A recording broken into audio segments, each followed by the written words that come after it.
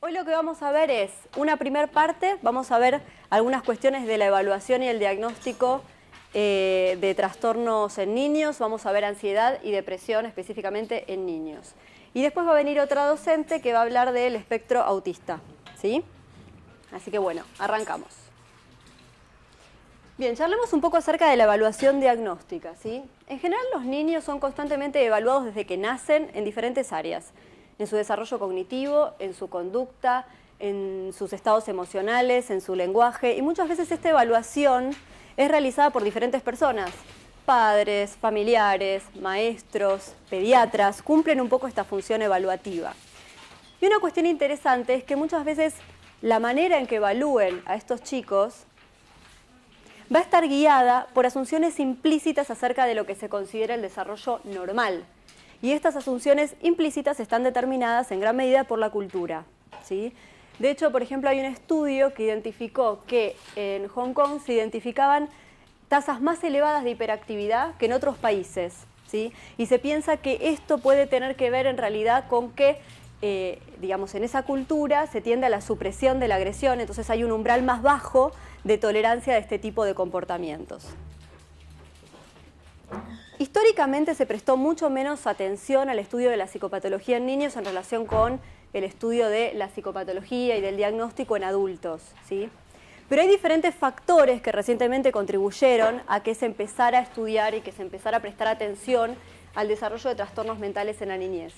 En primer lugar, que los problemas que pueden desarrollar los niños, ¿sí?, los trastornos mentales en la niñez, conllevan graves consecuencias o consecuencias negativas en la vida de estos niños. Muchas veces estas consecuencias pueden perdurar hasta la vida adulta. Por ejemplo, si un niño no desarrolla en su momento una competencia social adecuada, ¿sí?, esto puede perdurar, ¿sí?, hasta la adultez. Otro de los puntos es que se identifica que muchos trastornos mentales en adultos tienen sus raíces o sus primeras manifestaciones en la niñez, ¿sí? Esto posiblemente también en la clínica uno lo puede observar cuando tiene pacientes que tienen algún tipo de trastorno mental, que posiblemente en la niñez hayan tenido alguna manifestación sintomática vinculada con ese cuadro. Y por otra parte, que si nosotros empezamos a estudiar o si se empieza a estudiar más el tema del diagnóstico y la psicopatología en niños, esto nos va a permitir identificar, por ejemplo, factores de riesgo, factores que predicen el desarrollo de estas patologías y por ende desarrollar intervenciones preventivas. Hoy en día, digamos, con respecto a la prevalencia, se conoce que 1 de cada 5 niños presentan algún trastorno mental, ¿sí?, en el curso de un año, que es una tasa bastante elevada. Lo que les decía anteriormente, la mitad de los pacientes, digamos, ¿qué tal?, de los adultos que tienen un trastorno mental tuvieron un primer episodio de ese cuadro antes de los 14 años. Y como les decía anteriormente, muchos de los trastornos más comunes se pueden identificar o se pueden identificar primeras manifestaciones, incluso en años preescolares. Por ejemplo, hay estudios que identificaron que los niños que tienen un patrón de inhibición comportamental, ¿sí?, este patrón de inhibición comportamental podría ser o podría asemejarse a la misma activación fisiológica que experimentan las personas con ansiedad social al exponerse a situaciones sociales. ¿Conocen en qué consiste este patrón de inhibición comportamental? Es un patrón temperamental que se identifica en los niños y que está relacionado al temor a las situaciones novedosas. Generalmente son nenes que ante situaciones novedosas o extrañas presentan una conducta en donde se detienen, dejan de hacer lo que estaban haciendo y buscan el reaseguro o el apoyo del cuidador. Por supuesto, ¿sí?, más allá de tener en cuenta que esto puede ser una primera manifestación de lo que será más adelante un trastorno de ansiedad social, hay que tener presente que en todos los trastornos mentales hay múltiples variables que entran en el juego, digamos contextuales principalmente también, por lo tanto no todo niño que presente este tipo de patrón va a desarrollar después un trastorno, ¿sí? Por otra parte, sabemos que la clasificación de los trastornos mentales en adultos fue bastante robusta y funcionó muy bien para poder clasificar y diagnosticar a niños, pero en realidad sería más adecuado tener en cuenta que los niños presentan algunas características diferenciales en cómo se manifiesta la psicopatología, ¿sí? Una de las cuestiones que se identifica es que en general los chicos tienden más a presentar constelaciones de problemas, o sea, síntomas que pertenecen a diferentes categorías diagnósticas más que cuadros únicos, específicos y diferenciados. Después vamos a ver un poquito más esto con respecto a, por ejemplo, a la ansiedad. Esto lo que significa, digamos, es que, por ejemplo, un niño puede tener, supongamos, algún problema del aprendizaje, ¿sí? Este problema del aprendizaje puede acarrear problemas de comportamiento en el aula, y esto puede acarrear, por ejemplo, que las demás personas rechacen a este chico, lo reten, lo castiguen y demás, y se instalen síntomas depresivos. Entonces ahí lo que vemos es que hay una interconexión entre diferentes tipos de problemas. Pero la evidencia clínica y empírica lo que indica es que habría como dos patrones de alteraciones, ¿sí? Por un lado, las alteraciones de tipo externalizador, y por otro lado las de tipo internalizador. No sé si hicieron por ahí el curso de niños o si ya escucharon hablar de estos dos patrones de alteración. Las alteraciones de tipo externalizador tienen más que ver con la conducta disruptiva, con problemas conductuales como por ejemplo el trastorno oposicionista desafiante o la agresión o el comportamiento explosivo. Son cuadros en donde justamente llaman más la atención, son más fácilmente identificados. Y por otro lado tenemos los trastornos de tipo, los cuadros de tipo internalizador, que son, digamos, problemas o síntomas más relacionados con la ansiedad, con la depresión o con los problemas somáticos. Estos dos patrones, ¿sí?, de comportamiento, de problemas, serían relativamente estables a través del tiempo. Lo que esto significa es que un niño con algunas manifestaciones o sintomáticas del tipo internalizador, por ejemplo, síntomas ansiosos, puede ser que a lo largo del tiempo estos síntomas perduren, ¿sí? Una de las cosas que se observa tiene que ver con el tipo de continuidad que nosotros vemos en la psicopatología. ¿Qué significa esto? Que en la niñez lo que uno observa es una continuidad más heterotípica. Esto lo que significa es que un chico con trastornos o con problemas de ansiedad no necesariamente va a ser un adulto ansioso, pero sí tiene más riesgos de presentar algún trastorno del tipo internalizador, ¿sí?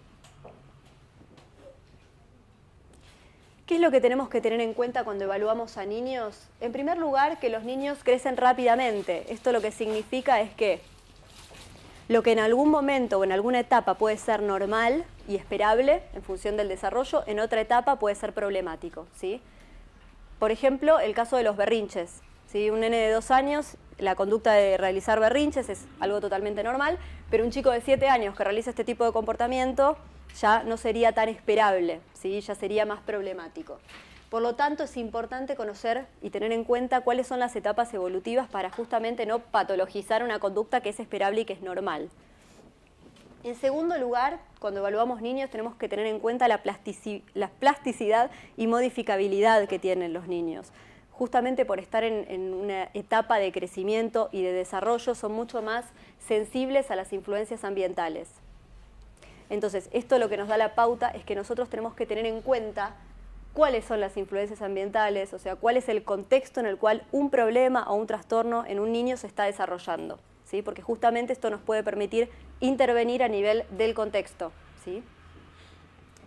En tercer lugar, tenemos que tener en cuenta la edad y el género.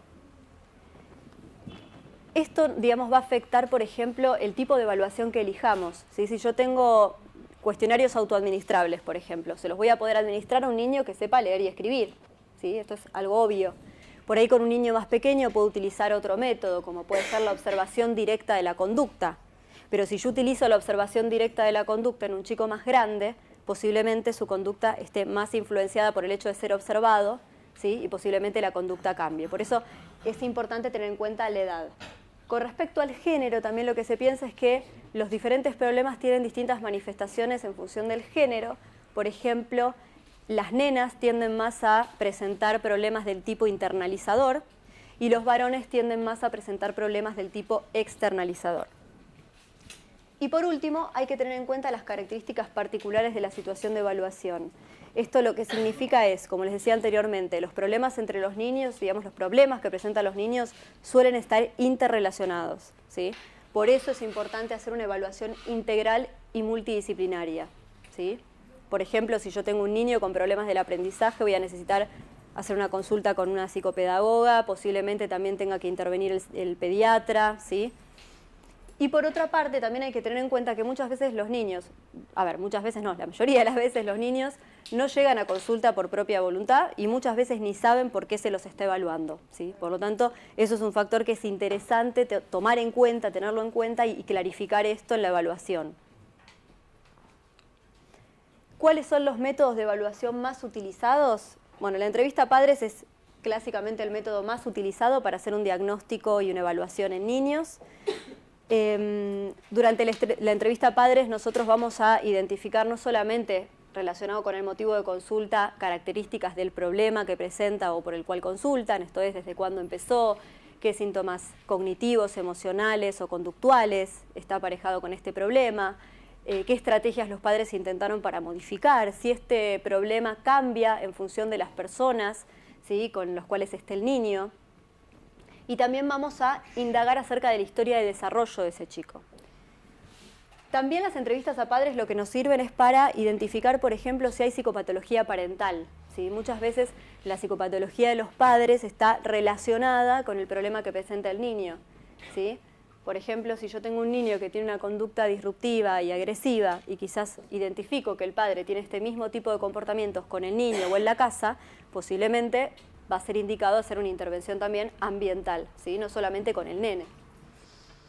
En segundo lugar, también podemos tomar algunos inventarios estructurados, ¿sí? Cuestionarios autoadministrables a padres. Nosotros vamos a ver ahora en un ratito que hay escalas específicas para indagar distintos síntomas de sus hijos en los papás.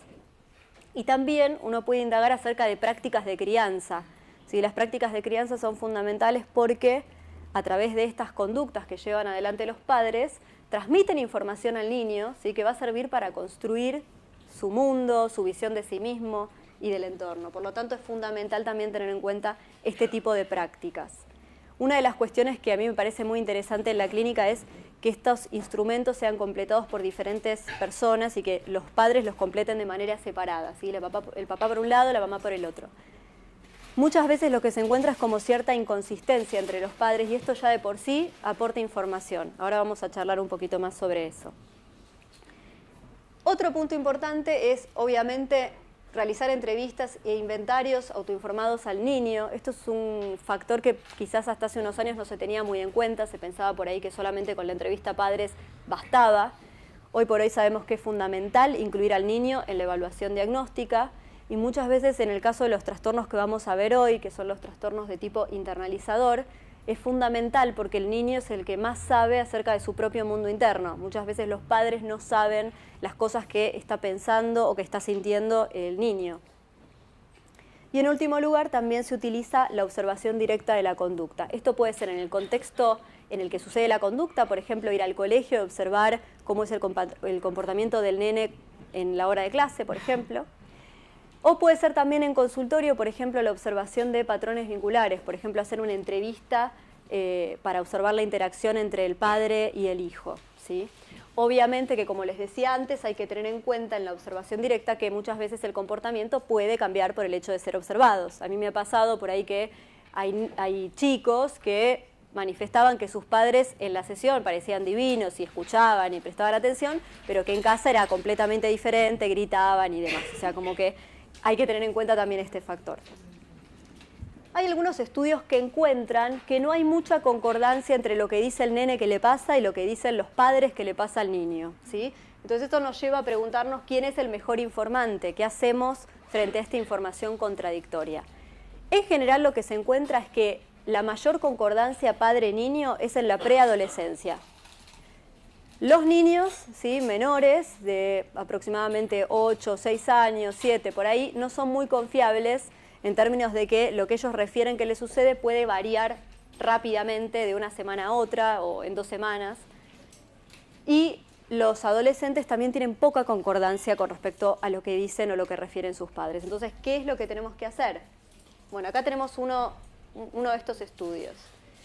Este estudio lo que identificaba era que, por ejemplo, en los cuadros más de tipo internalizador, como la ansiedad o la depresión, generalmente es importante tener en cuenta los dos, tanto al niño o al adolescente como a los padres.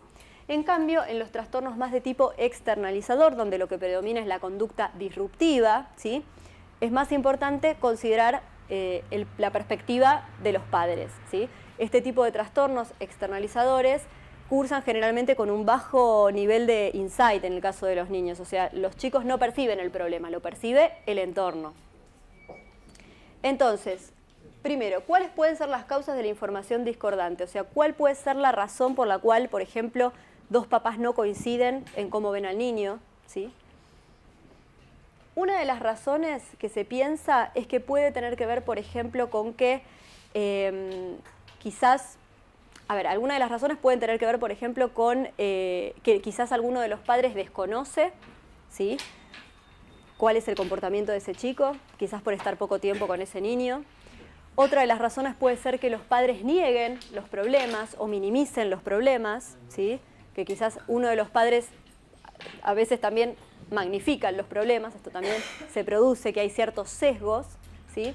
Y en estos sesgos, una de las cuestiones, por ejemplo, que se investigó es que los papás que tienen depresión tienden a magnificar los aspectos negativos de sus hijos. Por eso es tan importante identificar también la psicopatología parental.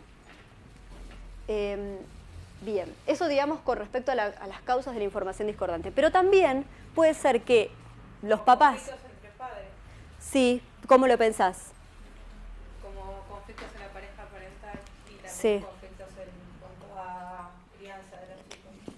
Claro, por eso también es importante la evaluación de las prácticas de crianza. Por ejemplo, hay un instrumento que yo suelo usar mucho que justamente mide estas prácticas que te permite observar, por ejemplo, si un padre tiende a usar tiene un estilo de crianza y otro papá tiene otro completamente diferente. ¿Sí? Por ejemplo, ahora está muy de moda esto de la crianza con apego, no sé si escucharon hablar. Bueno, la otra vez atendía los papás de una nena de 4 años y claro, los dos tenían visiones completamente diferentes de cómo tenían que llevar adelante la crianza, ¿sí? La mamá, por ejemplo, pensaba que en el caso de la hermanita menor, que tenía 2 años, era importante dejar que, por ejemplo, ella decidiera cuándo iba a dejar el pañal o ella decidiera cuándo iba a dejar la teta, por ejemplo, o cuándo iba a dejar la cama de los padres. En cambio, el padre tenía como creencias muy rígidas con respecto a que esto había que hacerlo a determinada edad. Entonces, esta incompatibilidad generaba que muchas veces se comportaran de manera inconsistente con sus hijas y esto generaba más problemas de conducta, ¿sí?, en el caso de las chicas. Bien. Otra de las causas de la información discordante es que a veces el chico se comporta de manera distinta en función de con quién esté, ¿sí? Por ejemplo, el otro día veía un nene que me decía, con mamá hago mucho lío cuando hago la tarea, porque no me gusta, porque ella me pregunta si quiero hacer la tarea, entonces yo le digo que no, un nene de 6 años. En cambio con papá no, con papá me dice vení a hacer la tarea y me sienta. Y entonces el nene, como le tenía miedo al padre, con él no había ningún problema a la hora de hacer la tarea, ¿sí? Y esto tiene que ver con el tipo de comportamiento que tenía el niño. Y cuando tenemos información contradictoria, ¿qué es lo que tenemos que considerar? ¿Qué priorizamos? En primer lugar, consideramos la edad del niño, ¿sí? Como les decía anteriormente, los niños muy pequeños no son muy confiables. Esto es que pueden ser muy cambiantes con respecto a lo que refieren que les sucede. Por otra parte, tenemos... Y, a ver, algunos estudios dicen los menores de 10 no son muy confiables, otros estudios dicen menores de 6. Yo diría que yo me tiraría más a menores de 6 o por ahí. Por ejemplo, una nena, digamos, tiene que ver con el nivel de desarrollo. Por ejemplo, una nena que tenía problemas porque se hacía pis encima, de 5 años, ¿sí? Cuando ella se había hecho pis encima y la mamá le decía, bueno, hay que cambiarse porque te hiciste pis, ella le decía, no me hice pis, ¿sí? O sea, la negación, por ejemplo, es una estrategia defensiva muy característica de la edad preescolar. Entonces, no es tan fiable. Si yo la veo a la nena en la consulta, ella me va a decir que no le pasa esto, ¿sí? En segundo lugar, la naturaleza del problema. De vuelta a lo que les decía anteriormente. En problemas de tipo internalizador, del tipo ansiedad o depresión, generalmente el niño sabe más de lo que le sucede que los demás, ¿sí? Muchas veces estos problemas pasan desapercibidos incluso, no son detectados. En cambio, en los problemas más de tipo externalizador, uno tiende a tener más en cuenta lo que percibe el contexto, ¿sí? Son más observables también. Son más observables, claro, sí, son digamos, los casos que generalmente las maestras derivan a consulta. Sí, hace poco recibí, digamos, una nena que los papás hicieron la consulta. La nena tiene problemas de ansiedad y viene con una historia de bullying escolar desde digamos, desde segundo grado, ¿sí? Ella está ahora en cuarto. Entonces, cuando yo hablo con la maestra, me decía, no, pero ella es divina, no tiene ningún problema, no hay ningún drama, acá está todo bárbaro, o sea, se comporta muy bien. Claro, justamente la maestra lo que observaba era que no tenía problemas de conducta, pero desconocía todo lo que le estaba pasando a la nena interiormente y todo lo que sucedía en el contexto social, digamos. Además, los colegios deben cubrirse en esas situaciones. Sí, también es como que, digamos, ahora está muy el tema de trabajar sobre el tema de bullying y demás, pero bueno, es como que, por ejemplo, a mí me pasaba que hablando con la psicopedagoga ella normalizaba las burlas. Me decía, bueno, pero son cosas de chicos, el hecho de burlarse, la cargan por su peso, y en realidad no tenía que ver, aunque si hubiera sido por su peso también, digamos, es problemático, pero no era exclusivo con eso, sino que había ya todo un tipo de comportamientos de exclusión, de no dejarla jugar, de mandarla, de hacerla hacer cosas, o sea, más heavy, digamos, y por eso esta nena había desarrollado problemas vinculados a la ansiedad y también algunos síntomas depresivos, ¿sí? Una nena muy chiquita. Y en tercer lugar, buscar criterios externos de validación. ¿Esto qué significa? Que si nosotros tenemos información discordante, vamos a buscar, por ejemplo, qué información del contexto me apoya una u otra hipótesis. Por ejemplo, el niño parece que no presta atención o tiene dificultades de atención. ¿Cómo le está yendo en el colegio? ¿Cuál es su desempeño? ¿Sí? Deja de ir al colegio, no sé, supongamos tiene problemas de ansiedad. Deja de ir al colegio, tiene amigos, ¿sí? Esos son criterios externos de validación. Bueno, esto ustedes ya lo habrán visto, que hay diferentes enfoques para evaluar la psicopatología en niños, un enfoque más dimensional y un enfoque más categorial. Los dos tienen ventajas y desventajas y van a partir de supuestos diferentes con respecto a la psicopatología en niños. ¿Sí? Pensarlo como que son clases diferentes o que hay un continuo, ¿sí? De síntomas que va de la normalidad a lo más problemático. Con respecto al sistema categorial, ¿sí? El DSM pasó de una única categoría en su primera edición que aplicaba a niños a 43, ¿sí? Específicas para niños y adolescentes en el DSM-4, hasta que en el DSM-5 se va a eliminar el capítulo de trastornos de inicio en la infancia, en la niñez y la adolescencia, y se piensa que los niños pueden manifestar cualquier tipo de problemática o de trastorno que se encuentre en el DSM, y el DSM se va a organizar justamente siguiendo la lógica de los trastornos que suelen aparecer desde la infancia hasta la adultez, ¿sí? En función de la etapa vital. Generalmente, digamos, los criterios son los mismos para niños que para adultos, pero si hay algún criterio diferencial se especifica en el mismo, digamos, en la misma clase diagnóstica o en el apartado síntomas dependientes de la cultura, edad y sexo. Con respecto al sistema dimensional, ¿sí? El sistema dimensional parte de la noción de que es preferible hablar de patrones de comportamiento de tipo internalizador o externalizador en vez de hablar de clases o categorías diagnósticas específicas. ¿Por qué? Porque ellos lo que van a decir es que en realidad esta clasificación en categorías específicas es artificial, al menos cuando hablamos de psicopatología en la niñez. Muchas veces, como les decía, los síntomas tienden a tener una interconexión. Por lo tanto, si nosotros observamos o identificamos o evaluamos un niño, vamos a ver que tiene síntomas de distintos cuadros. Por ejemplo, esto es característico con la ansiedad. Niños que manifiestan síntomas de distintos cuadros de ansiedad, ¿sí? Entonces, si nosotros subdividimos estas dos grandes categorías en cuadros específicos como en el DSM, vamos a encontrar una elevada comorbilidad que es artificial. Y esto puede ser, digamos, una respuesta o un resultado de las fallas en el sistema clasificatorio, o lo que les decía anteriormente, que la psicopatología en los niños tiende a ser más inespecífica que lo que uno observa en adultos. Uno de los instrumentos, ¿sí?, que se utiliza para evaluar psicopatología general desde una perspectiva dimensional es el Child Behavior Checklist. Es un cuestionario que es completado por los padres, también hay una versión para maestros, y lo que va a evaluar son problemas comportamentales y competencias sociales en diferentes síndromes, ¿sí?, que a su vez están agrupados en problemas de tipo internalizadores y problemas de tipo externalizador. Si a alguno le interesa estos instrumentos, este instrumento está adaptado, así que se los puedo mandar. Bueno, por último, lo que se señala es que en general los trastornos de tipo internalizador, el estudio de estos trastornos progresó lentamente justamente porque como estos problemas no llaman tanto la atención, se los ve como menos problemáticos. Es muchas veces difícil de detectar en niños que no tienen habilidades verbales desarrolladas para manifestar que están teniendo estas dificultades o estos estados emocionales internos. Hay estabilidad en los síntomas internalizadores desde la niñez hasta la adultez, como les decía, pero de un tipo de estabilidad que tiene que ver con una continuidad heterotípica, lo que les explicaba anteriormente, y tienden a ser muy comórbidos entre sí y también con los trastornos externalizadores. Ahora lo que vamos a ver es algunas características de la depresión en niños, ¿sí? Haciendo un poco de historia, lo que identificamos es que en realidad la depresión se empezó a plantear como un problema de la niñez en los primeros reportes o informes de Spitz, que en el año 45 va a describir estados similares a la depresión en bebés. ¿Conocen este estudio?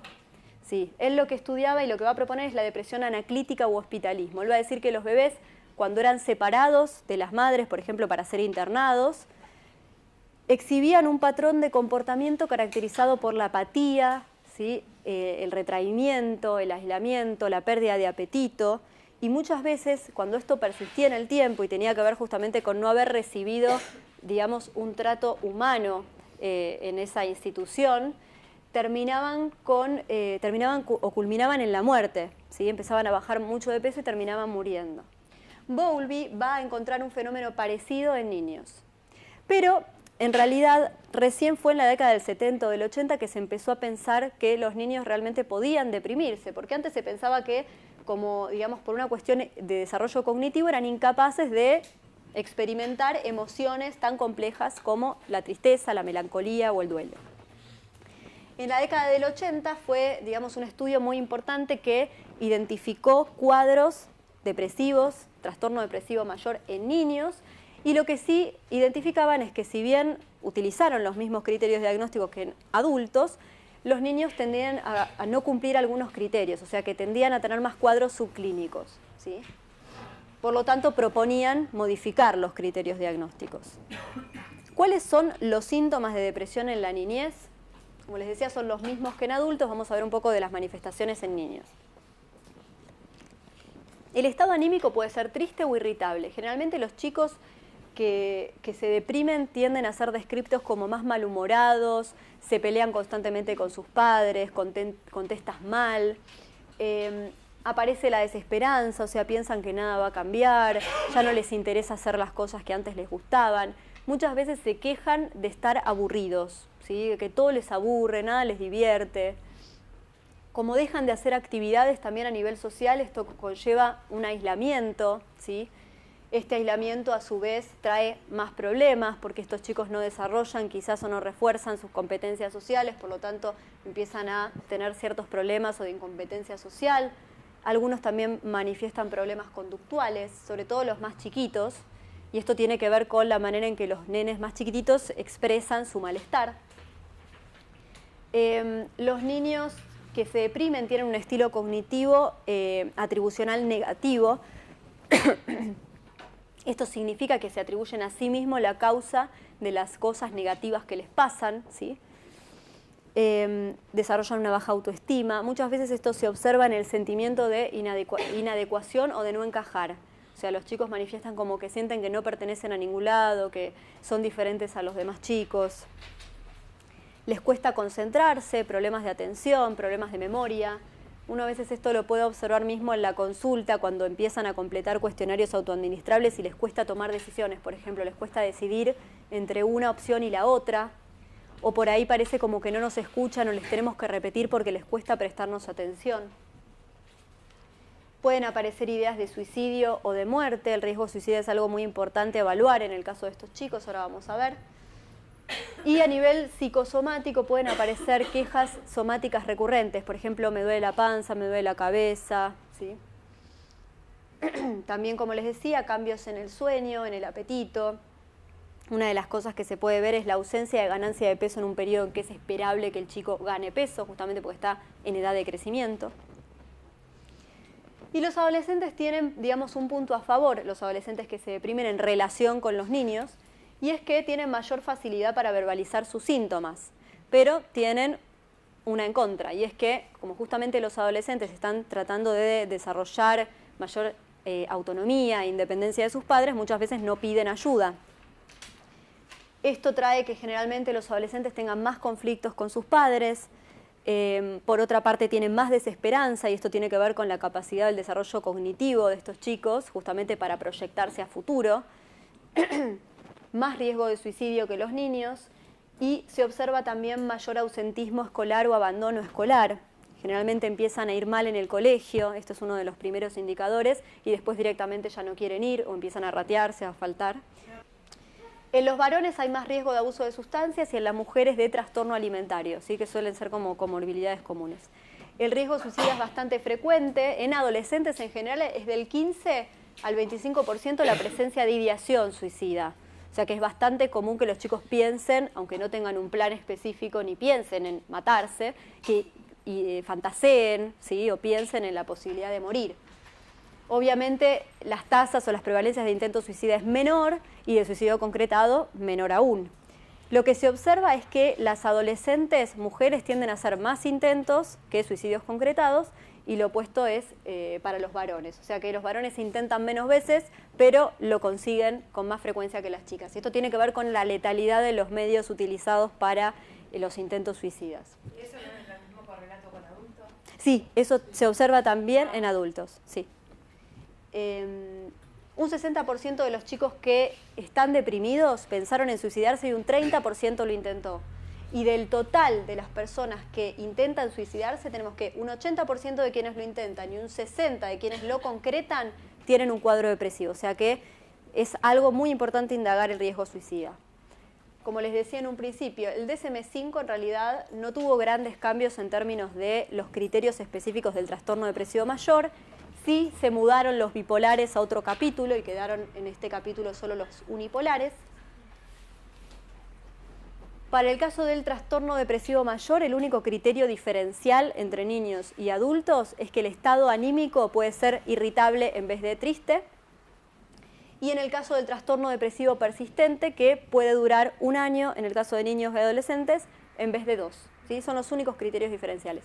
Sin embargo, los estudios indican que hay una presentación clínica diferente y que hay que prestarle atención. Por ejemplo, esto de que las quejas somáticas serían más frecuentes en los niños pequeños, que las mujeres a medida que aumentan la edad tienden más a la hipersomnia y a la pérdida del apetito, que el riesgo suicida es mayor en las adolescentes mujeres en la adolescencia media, en cambio es más frecuente en la adolescencia tardía en los varones, y que lo más común en la niñez son los cuadros subclínicos, pero una cuestión interesante es que presentar un cuadro subclínico de un trastorno depresivo se asocia a una severidad, un nivel de deterioro funcional y un riesgo de cumplir los criterios completos del trastorno depresivo mayor 2 años después, similar al de aquellos niños que cumplían estos criterios del cuadro completo en un principio. O sea que no hay que subestimar la presencia de cuadros subclínicos en la niñez y adolescencia. Otros estudios identifican, por ejemplo, que los nenes más chiquitos suelen manifestar sus preocupaciones o su ideación suicida a través del juego, ¿sí? Cuando observamos juegos o dibujos con la temática recurrente de la muerte o del suicidio.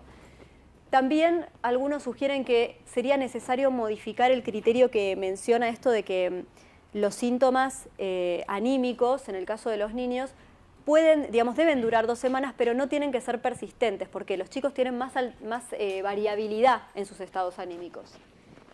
Este estudio, diferente de lo que vimos anteriormente, identifica que los niños no tienen más síntomas enmascarados, o sea, no tienen más somatizaciones, más quejas somáticas que los adultos, y encuentran también que la tristeza y la irritabilidad son los síntomas más sensibles. Esto es que, captan a la mayoría de los niños con depresión. Un 98% de los niños deprimidos presenta estos síntomas. En cambio, la anedonia es el más específico, ¿sí? Lo que indica que si un niño presenta anedonia, posiblemente hay altas chances de que esté deprimido. De hecho, la anedonia tiene que ver con la pérdida de la capacidad para el placer, para el disfrute y demás. De hecho, es un marcador de depresión severa. O sea que si vos comparas niños que presentan anedonia deprimidos con niños que no presentan anedonia y están deprimidos también, los que tienen anedonia tienen un cuadro más severo. La prevalencia, como podemos ver, es inferior en niños que en adolescentes, o sea, generalmente los trastornos depresivos, la edad de inicio tiende a ser entre los 3 y los 15 años para la depresión y edades inferiores a los 11 años para lo que es el cuadro distímico o lo que ahora llamamos trastorno depresivo persistente. Y la relación entre varones y mujeres, lo que se observa es que generalmente en los niños es bastante equivalente. Esto es que tanto los varones como las nenas tienen igual chance de deprimirse. En cambio, al llegar a la adolescencia, la relación es, digamos, es de 2-1. Esto es que las mujeres tienen más riesgo de deprimirse que los varones. Esto es algo similar a lo que se observa en adultos. Y con respecto al curso, lo que podemos decir es que en general estos trastornos tienden a la cronicidad y tienden a la recurrencia, ¿sí? La mayoría de los chicos que han tenido un episodio depresivo mayor es muy probable que desarrollen otro episodio a lo largo de sus vidas, sea en la adolescencia o en la adultez. Acá lo que observamos en la depresión es una continuidad homotípica. Esto significa que un adolescente que tiene depresión tiene altas chances de tener depresión en la adultez. Pero un niño que tiene depresión tiene altas chances de tener otro trastorno de tipo internalizador y no específicamente depresión, ¿sí? Por eso hablamos de continuidad heterotípica. El trastorno depresivo persistente es un trastorno que se define en sí mismo por su cronicidad. Generalmente los episodios duran entre 3 y 4 años. Y, lógicamente, está asociado a que con la cronicidad el cuadro se va volviendo cada vez más severo, por ende tienen también más chance o más riesgo de abuso de sustancias, de riesgo de suicidio y demás. La comorbilidad también es más la regla que la excepción, acá es bastante elevada. Algunos estudios identifican que entre un 40 y un 90% de los chicos que están deprimidos desarrollan otro trastorno mental. Y otros estudios identifican que la mitad de los chicos tienen más de 2 cuadros adicionales. Las comorbilidades más frecuentes son con trastornos de ansiedad, trastornos de conducta, abuso de sustancias en varones y trastornos alimentarios en el caso de las mujeres. Y la comorbilidad tan elevada, digamos, puede tener que ver, como les decía anteriormente, o fallas en el sistema clasificatorio, ¿sí? O factores de riesgo común a los distintos trastornos, o lo que les mencionaba anteriormente, relaciones funcionales entre los síntomas, ¿sí? Un chico que desarrolla una sintomatología tiene más chance de desarrollar otra. Estos son algunos de los instrumentos para evaluar estado de ánimo. Voy a pasar más rapidito. No sé si lo conocen, el CDI es una versión en niños del BDI. Es una adaptación del BDI-2, tiene una adaptación local, mide sintomatología depresiva. Y lo bueno es que contamos con baremos locales que nos permiten detectar chicos que presentan sintomatología depresiva. Se considera un percentil mayor a 70 como indicador clínico, ¿sí? Y se puede utilizar desde los 7 a los 18 años, está adaptado, pero en realidad generalmente en adolescentes utilizamos el BDI-2, directamente la misma versión de adultos. Y también hay otro instrumento que es este cuestionario de estado de ánimo infantil abreviado, que la ventaja que tiene este instrumento es que lo pueden completar también los padres, entonces podemos tener tanto la visión del niño como la de los papás. Muy bien, hasta ahí depresión. Bien, trastornos de ansiedad. Sabemos que la ansiedad, antes de que lean el chiste, sabemos que la ansiedad tiene que ver con una respuesta, ¿sí?, que ocurre cuando una persona percibe que la situación es amenazante, ¿sí?, o peligrosa para su integridad física o psicológica. Esto es lo que nosotros sabemos. También sabemos que la ansiedad puede ser adaptativa, ¿sí?, puede ser funcional o puede ser disfuncional. Vamos a ver este chiste, a ver qué nos parece de qué se trata esto. ¿Llegan a leer? Bueno, dice, ¿y cómo se está adaptando la gorda al jardín? ¿Ya se queda? Y tenemos a la nena acá, tipo monito tití, aferrada a su madre. ¿Qué tenemos acá? ¿La ansiedad en niños es normal o es patológica? ¿Sí? Según la edad. Según la edad. Perfecto. ¿Por qué? Porque hay miedos que son esperables, que son evolutivos y que cumplen una función. Acá lo que pueden observar es los diferentes miedos que son esperables en función de la edad.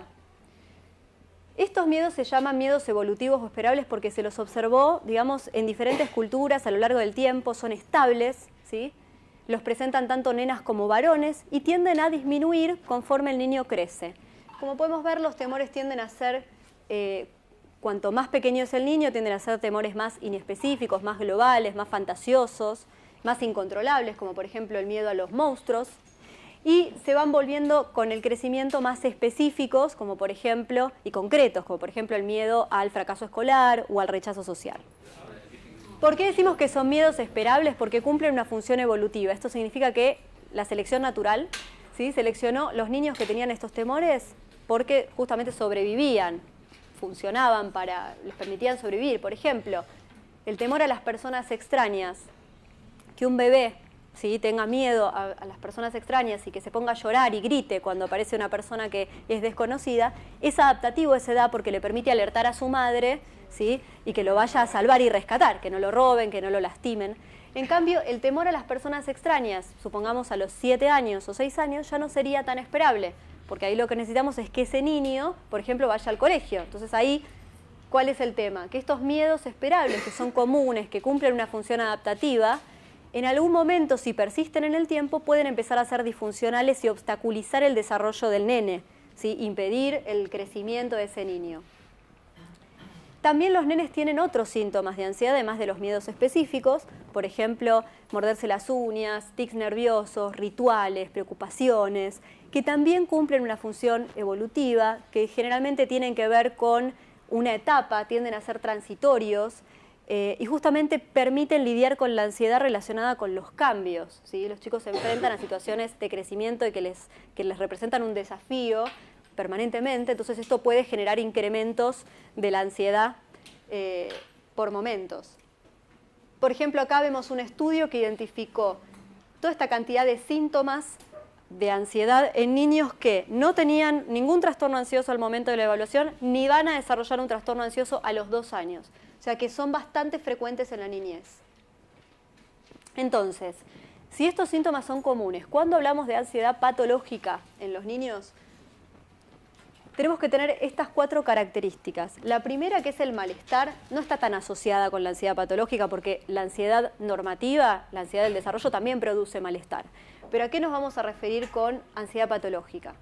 En primer lugar, cuando esta ansiedad persiste más allá de lo que sería esperable. Por ejemplo, estos temores persisten en una etapa del desarrollo donde no es esperable que el niño tenga estos temores.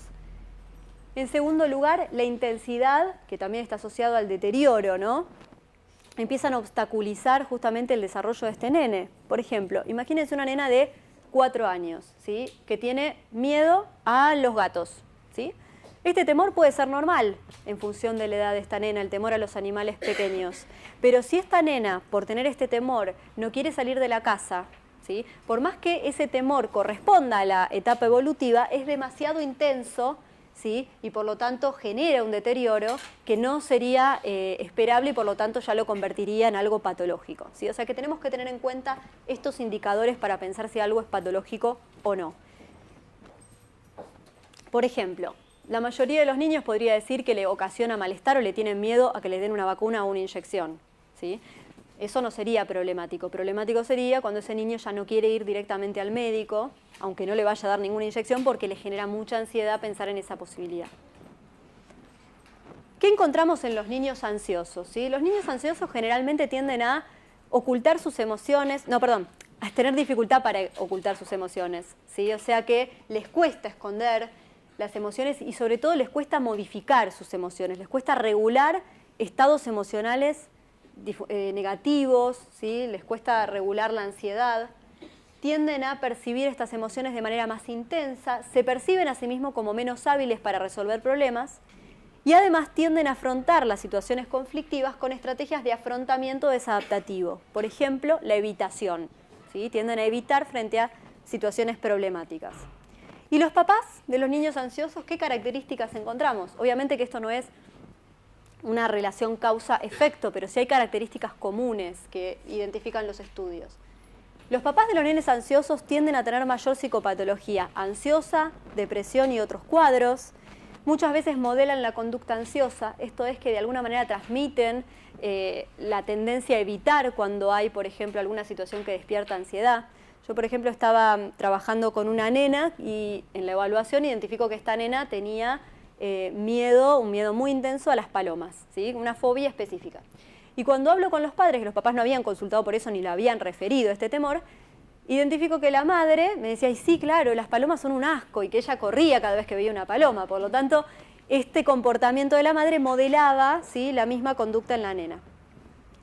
También se encuentra que exhiben conductas sobreprotectoras y controladoras. Esto significa que generalmente es como que confían menos en la capacidad de los hijos para resolver sus propios problemas y tratan de resolvérselos ellos.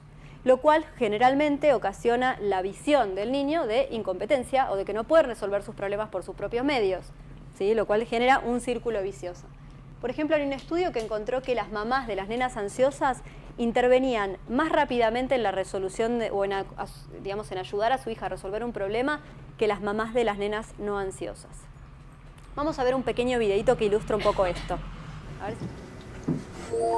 Algunos investigadores del laboratorio de Joe Campos en Berkeley quieren comprobar si los bebés pueden usar la información emocional que se desprende de las expresiones faciales de los adultos para decidir cómo van a reaccionar ante situaciones impredecibles. Nina, de 10 meses, ha venido al laboratorio con su madre. Esta se halla en el otro extremo de un precipicio visual. Colocan a Nina sobre la parte sólida y ahora debe gatear para llegar hasta donde está su madre. A medida que se aproxima a una especie de acantilado, se siente insegura y mira a su madre para saber si corre algún peligro.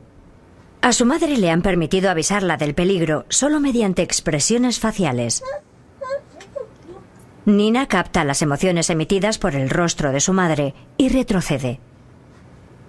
Acto seguido le dicen a la madre que invite a Nina a cruzar el precipicio visual por medio de una sonrisa de complicidad. Entonces Nina comprende el significado de su sonrisa y atraviesa el precipicio sin miedo. Los investigadores han determinado que a los 10 meses los niños ya han aprendido a guiarse de la expresión emocional reflejada en el rostro de sus padres. Y los padres, a su vez, son conscientes de que poseen una herramienta poderosa para influir sobre sus hijos. Es como bastante ilustrativo, o sea, cuando a veces identificamos en nenes ansiosos que quizás los padres por ahí manifiestan, no, pero yo lo animo a exponerse. Y muchas veces, por más que conductualmente ellos intenten exponerlo por ahí a las situaciones que le despiertan ansiedad, quizás la expresión facial demuestra miedo, ¿sí? Esto también es un dato que aporta información al niño.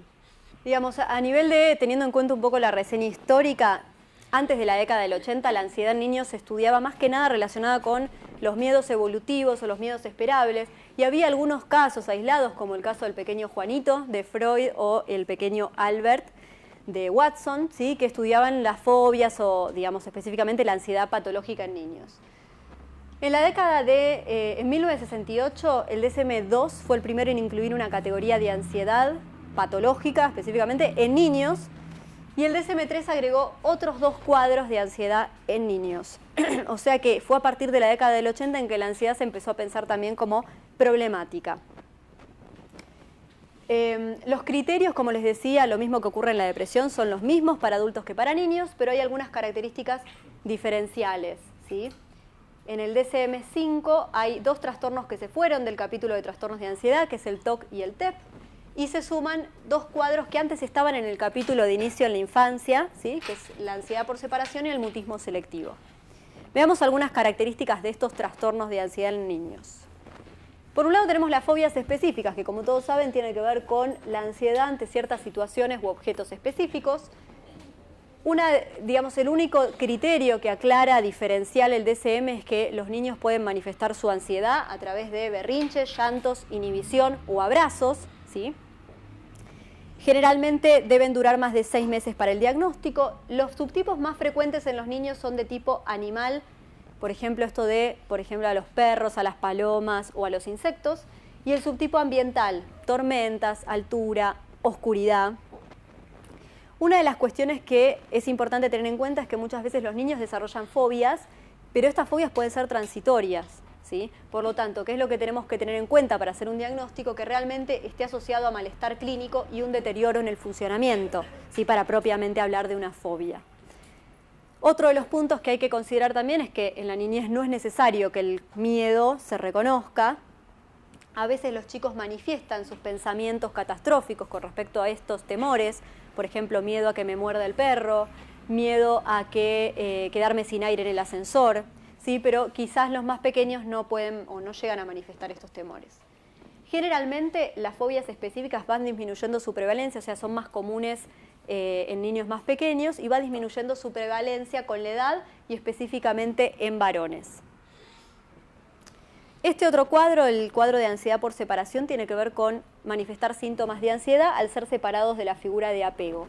Los niños que tienen este trastorno de ansiedad por separación manifiestan muchas veces temor a que sus padres no los vayan a buscar al colegio, por ejemplo, y los abandonen, o temor a que se mueran sus padres, o a que a ellos los secuestren, por ejemplo, y no ver a sus padres nunca más, ¿sí? Como vemos acá, a ser separados por un acontecimiento adverso, perderse, ser raptados, abandonados o muerte, aunque los niños más chiquititos no suelen manifestar estos temores. El diagnóstico solo se puede hacer en niños mayores de 6 años, justamente porque la ansiedad a la separación de la figura de apego puede ser normal o adaptativa en niños más pequeños, y es un cuadro que también se puede identificar en adultos. Los niños que tienen ansiedad por separación son generalmente descritos por sus padres como exigentes o demandantes. Esto tiene que ver con la propia ansiedad que el chico manifiesta. ¿Por qué? Porque este niño quizás no puede ni siquiera estar separado de sus padres en la casa. Entonces por ahí no aceptan estar solos en un cuarto. El otro día vi una nena que también me decía, por ejemplo, que si ella estaba en un cuarto y escuchaba un ruido, pensaba que por ahí había entrado un ladrón o que se había llevado a la madre, entonces no podía estar en otro cuarto por separado. Y esto también trae como consecuencia que estos chicos empiezan a ver deteriorado su nivel de funcionamiento porque no quieren ir al colegio, ¿sí? Porque no juegan, dejan de jugar. Sí, no pueden jugar solos, por ejemplo, porque tienen que tener todo el tiempo atención a dónde está la mamá. Un nene, por ejemplo, que atendía con este tipo de cuadro, cuando estaba en el colegio le costaba prestar atención porque estaba todo el tiempo viendo la hora, o le preguntaba a la maestra que, digamos, cuánto faltaba para que viniera la mamá a buscarlo, entonces esto lo distraía.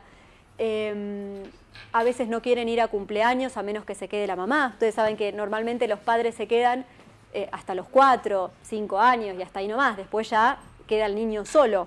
Por lo tanto, le empieza a costar estas instancias de separación con la figura de apego. Y lo que hacen es buscar permanentemente el contacto cuando están separados. Llamar por teléfono es una de las características. Los padres es como que se quejan de que de repente tienen un montón de llamadas perdidas por ahí de los chicos. Buscan justamente restablecer este contacto. A veces también esto repercute en que no quieran dormir solos, ni siquiera, digamos, y mucho menos irse a dormir a la casa de un amigo. Estos niños, digamos, como les decía, por el hecho de abandonar estas actividades recreativas y estas situaciones de interacción donde tienen que alejarse o separarse de sus padres, empiezan como a alejarse, pero generalmente son niños que tienden a agradar, ¿sí? Son niños que tienden a caer bien a los demás. La ansiedad social, que es más común en preadolescentes, tiene que ver, lógicamente, con el temor a exponerse a situaciones sociales. Estos chicos, digamos, lo que se aclara es que la ansiedad en los niños tiene que presentarse con pares y no con adultos, ¿sí? Y otra de las cuestiones que se identifica es que la mayoría de los nenes con este trastorno tienen temor a varias situaciones sociales y no solamente al subtipo de actuación. Generalmente los chicos tienen miedo a ser rechazados o ridiculizados o a pasar vergüenza frente a los demás. Y esto, por ejemplo, las situaciones sociales más temidas tienen que ver, por ejemplo, con hablar frente a los demás, por eso son nenes que participan poco en clase o nada.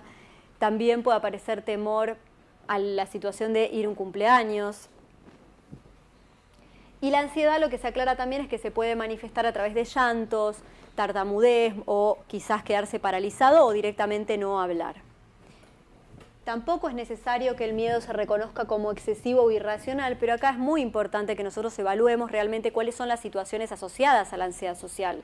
Por ejemplo, si tenemos, como les decía anteriormente, un niño que está en un contexto donde está sufriendo bullying, ¿sí? Ahí en realidad la situación quizás realmente amerita que el chico se ponga ansioso. Por lo tanto, no es que es excesiva en relación a la amenaza que puede propiciarle, digamos, ser víctima de bullying. ¿Se entiende? Por eso en ese caso es importante evaluar esto para hacer una intervención más del ambiente y no específicamente del niño. Como estos chicos tienden a retraerse, ¿sí? Tienen pocos amigos, esto trae como consecuencia que desarrollan pocas habilidades sociales, lo cual le dificulta nuevamente vincularse. Y muchas veces lo que se observa es que estos nenes no tienen problemas en relacionarse a través de, por ejemplo, el WhatsApp o a través de medios virtuales.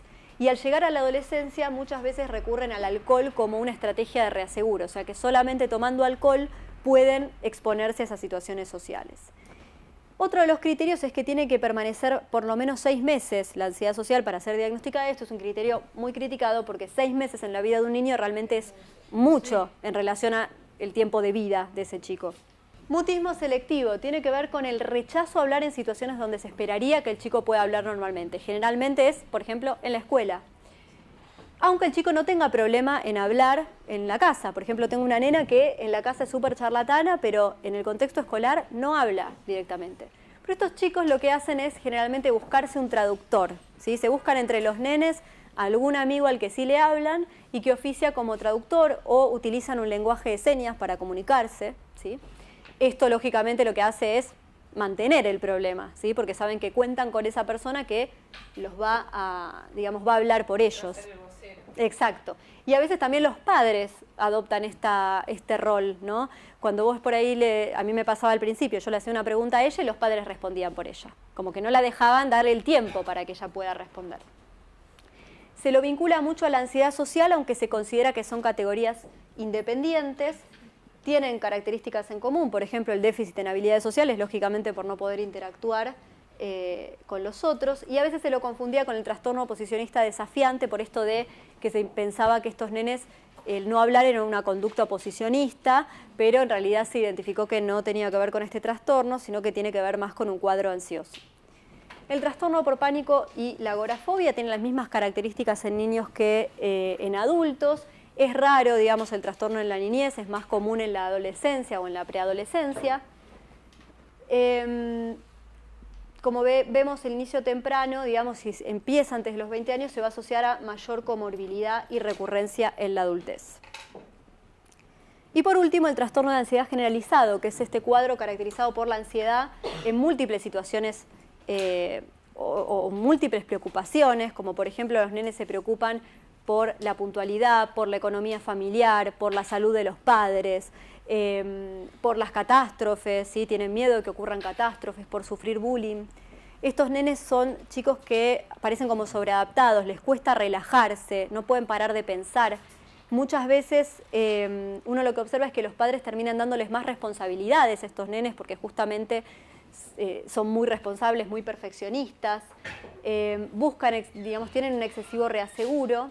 Y una característica también es la intolerancia a lo incierto o a la ambigüedad, ¿sí? Por ejemplo, una nena, me contaba la otra vez los papás que le habían dicho que iban a hacer 3 actividades. Primero iban a ir a la playa, después a tomar un helado y después a ver a la abuela. Cuando estaban en la playa empezaba a preguntar, ¿cuánto falta para ir a la heladería? Y pero vamos a ir, pero ¿estás segura? ¿Pero a qué hora vamos? O sea, estas preguntas de reaseguro. Cuando estaban en la heladería preguntaban por los abuelos. O sea, esta dificultad de disfrutar y de conectarse con el momento presente, digamos. Los trastornos de ansiedad son bastante prevalentes, esto, digamos, ya se los fui contando un poco. Los trastornos más frecuentes en niños es el de ansiedad por separación y la fobia específica. La ansiedad social es el segundo más frecuente y el trastorno por pánico es bastante poco frecuente, iniciando generalmente cerca de la pubertad. La comorbilidad es elevada, tanto con otros trastornos de ansiedad como con trastornos depresivos y de conducta. Como podemos ver acá, por ejemplo, el 100%, digamos, la mayoría de los chicos, o el total de los niños, según algunos estudios, que tienen fobias, desarrollan otro trastorno de ansiedad, ¿sí? Esta es la comorbilidad entre trastornos de ansiedad.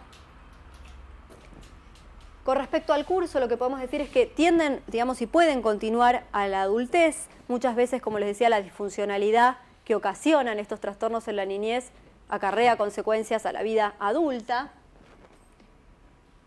Y muchas veces se asocian a que con el desarrollo del paso del tiempo se asocia al desarrollo de otros trastornos, como por ejemplo la depresión. Tenemos distintos instrumentos para evaluar ansiedad en niños. De vuelta, si los quieren, yo se los puedo pasar. Esta es una escala que permite medir de manera categorial, ¿sí?, los cuadros ansiosos, que tiene una forma para padres y otra para el niño. Y esta, el STAI-C, digamos, que es la versión para niños del STAI, que permite medir ansiedad desde una perspectiva más dimensional. Bueno, eso es todo. Espero que se haya entendido porque fui bastante rápido porque ya veo que le estoy tomando el tiempo. Bueno, gracias.